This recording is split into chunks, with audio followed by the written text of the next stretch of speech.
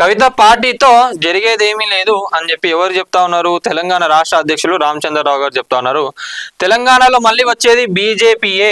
కల్వకుంట్ల కవిత నేడు తెలంగాణ రాష్ట్ర సేన పార్టీ పేరు పెట్టిండ్రు. మరి కవితతో వచ్చేది లేదు, ఏం అయ్యేది కూడా లేదు. ఎందుకంటే ఆల్రెడీ బీఆర్ఎస్ కూడా ఆడ పడిపోయింది కాబట్టి ఏదో కొత్తగా వచ్చి ఇక్కడ ఓట్లు చీల్చాలి అంతే అని వీళ్ళు ఆలోచిస్తున్నారు. కానీ మళ్ళా అధికారంలోకి వచ్చేది బీజేపీ అని చెప్పి బీజేపీ రాష్ట్ర అధ్యక్షుడు రామచంద్రరావు గారు చెప్తా ఉన్నారు.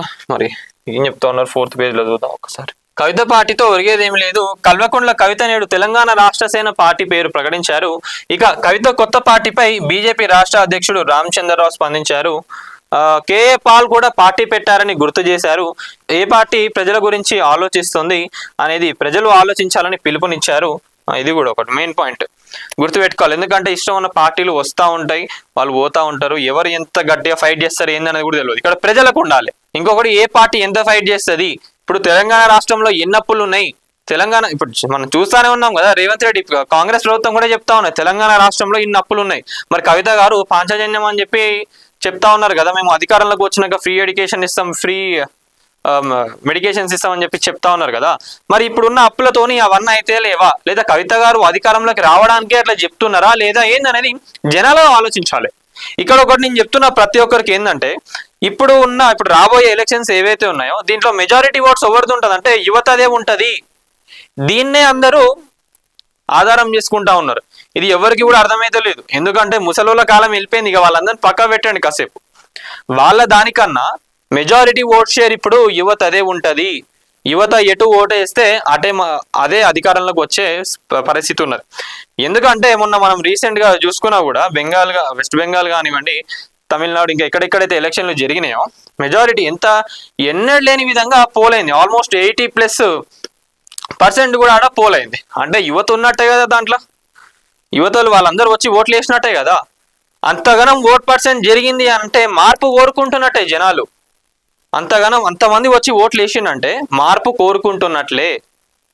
ఇన్ కేస్ ఇక్కడ తెలంగాణ రాష్ట్రంలో కూడా అంత పోలింగ్ పర్సెంట్ జరిగితే కంపల్సరీగా జనాలు విసిగిపోయినరు. గత ప్రభుత్వంలో కూడా మనం బీఆర్ఎస్ చూసుకున్నప్పుడు కూడా కాంగ్రెస్ ని రానివ్వాలి, బీఆర్ఎస్ ని గద్దె దింపాలి అని చెప్పి అనుకున్నారు. కాబట్టి ఓటింగ్ పర్సెంటేజ్ ఎక్కువైంది కాబట్టి బీఆర్ఎస్ అధికారం కోల్పోయింది, కాంగ్రెస్ వచ్చింది. ఇప్పుడు నిజంగా మళ్ళీ కాంగ్రెస్ ని గద్దె దింపాలి అనుకుంటే చాలా మంది కూడా ఓట్లు వేయడానికి రెడీగా ఉన్నారు అని చెప్పి మాట్లాడుతూ ఉన్నారు.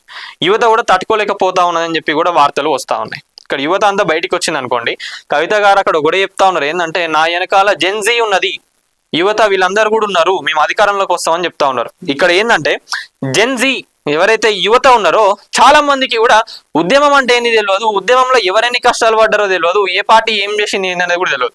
ఇప్పుడు వచ్చి కొత్తగా ఒక రాజకీయ నాయకుడు ఇవాళ ఇట్లా చేసినాము, రేపు ఇట్లా చేస్తున్నాము, మనం అధికారంలోకి వచ్చిన అది చేద్దాం ఇది చేద్దాం అంటే వీళ్ళు ముందు వెనకాల ఆలోచించరు, ఇష్టం ఉన్నట్టు పోయి ఓటు గుద్దుతారు.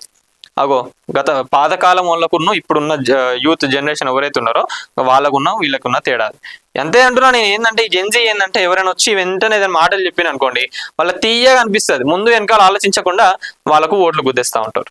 అగో ఇట్లున్నది. ఆలోచించాలి. ఇక్కడ ఎవరు ఏం చేస్తారు ఏందనేది కూడా ఆలోచించాలి. ఆలోచించినప్పుడే మనం ఎవరికి ఓటు వేస్తామో వాళ్ళు గెలిస్తే వాళ్ళు ఏమన్నా చేంజెస్ తీసుకొచ్చే అవకాశం ఉంటుంది. లేదంటే దోచుకొని పోతారు, అంతే తప్పించి ఏం లేదు. ఇక గతంలో టీఆర్ఎస్, ఇప్పుడు బీఆర్ఎస్ పుట్టబోయే బిడ్డ పేరు టీఆర్ఎస్ అంటూ ఎన్ని పార్టీలు వచ్చినా ఎన్ని పార్టీలు ఉన్నా బీజేపీకి ఇబ్బంది లేదు, తెలంగాణలో బీజేపీ అధికారంలోకి వస్తుందని రామచంద్రరావు పేర్కొన్నారు. ఇదిలా ఉండగా టీఆర్ఎస్ అధినేత్రి కవిత పార్టీ ఆవిర్భావ సభలో బీజేపీపై ఫైర్ అయ్యారు.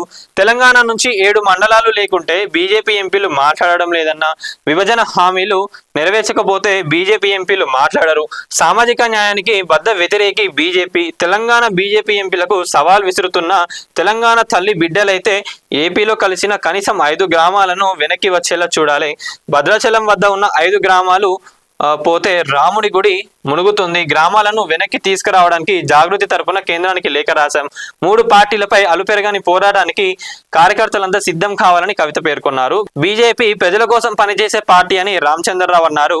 పార్టీకి క్యాడర్ లీడర్ ఉన్న పార్టీ అన్నారు. కవిత పార్టీతో తెలంగాణకు జరిగేది ఏం లేదని చెప్పి కూడా చెప్తా ఉన్నారు. ఇది మరి బీజేపీ ముచ్చటైతే గిట్లున్నది. మరి బీజేపీ కనుక ఇప్పుడు మనం ఆల్రెడీ చూసుకున్నాం కదా, ఇప్పుడు ఎలక్షన్లు జరిగినాయి కదా సౌత్ లో నార్త్ లో, ఆడ కనుక బీజేపీ గెలిచింది అనుకోండి, ఇక మెల్లగా బీజేపీ తెలంగాణలో కూడా ఎంటర్ అయిపోతుంది. తెలంగాణలో కూడా ఇక్కడ స్ట్రాంగ్ అయింది అనుకోండి, ఇక మెల్లగా దాని వెనకాల జనసేన వచ్చేస్తుంది, దాని వెనకాల టీడీపీ కూడా వచ్చేస్తుంది. ఇక మళ్ళీ వాళ్ళందరూ ఇక్కడ ఎలయన్స్ అయితే బీజేపీని ఇక అడిగేటోళ్ళు ఎవరు లేరు, ఇక్కడ బీజేపీ క్లీన్ చిట్ కొట్టేస్తుంది ఇక. సో ఇది మరి అందుకే అంత గట్టిగా ఉన్నారు మరి బీజేపీ నాయకులు అందరూ కూడా. వీళ్ళు నిమ్మలంగా ఉన్నారు, వాస్తవంగా చెప్పాలంటే సైలెంట్ గా ఉన్నారు, టైం రాగానే గురి చూసి కొడదాం అన్నట్టుగా ఉన్నారు బీజేపీ వాళ్ళందరూ కూడా. మరి అట్లా చూసుకున్నా కూడా బీజేపీ అధికారంలోకి వచ్చినా కూడా పెద్ద షాక్ అవ్వాల్సిన ముచ్చట ఏం లేదు ఇక. సో ఇది బీజేపీ వాళ్ళందరూ, కాంగ్రెస్ నాయకులు అందరూ కూడా గట్టిగానే తిప్పి కొడతా ఉన్నారు కవిత గారు చేసిన వ్యాఖ్యల పైన, కవిత గారు పెట్టిన పార్టీ పైన. ఇంకొకటి ఏంటంటే వాళ్ళు కూడా అంటా ఉన్నారు, అసలు మీ కథ ఏంది, మీకు ఫండింగ్ ఏడికెళ్ళి వస్తా ఉన్నది, ఇన్ని పైసలు ఏడికెళ్ళి ఖర్చు పెడతా ఉన్నారు, ఇన్ని పేపర్లకు యాడ్లు ఇచ్చిండ్రు కదా, ఏడికెళ్ళి వస్తా ఉన్నాయి ఏందనేది కూడా ప్రతి ఒక్కరి మెల్లమెల్లగా ఆరా తీస్తా ఉన్నారు. మరి ఇప్పుడు తెలంగాణలో ఈ పొలిటికల్ అన్ని కూడా ఏడికి దారి తీస్తుంది, ఎట్లా మారితే ఏందనేది కూడా చూడాలి. మరి దీనిపైన మీరేం అనుకుంటున్నారు ప్రతి ఒక్కరు కామెంట్లో తెలపండి.